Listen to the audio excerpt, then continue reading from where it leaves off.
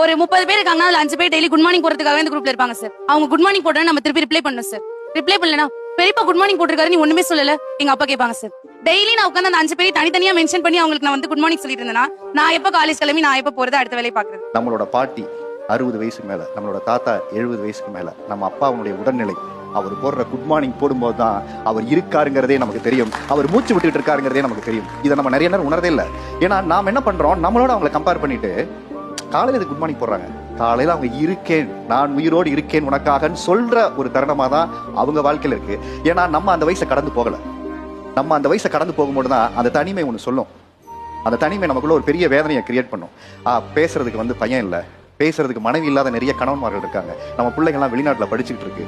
இப்படி உறவுகளை பிரிந்து தனிமையா இருக்கக்கூடிய அத்தனை உறவுகள் சார்ந்த பெரியவர்களுக்குமே ஒரே ஒரு ஏக்கம் என்னவா இருக்கும் அப்படின்னா, ஒரு குட் மார்னிங் ஒரு குட் நைட் போடும்போது நான் இருக்கேன்ப்பா நானும் இருக்கேன் அப்படின்னு சொல்ற விஷயம்.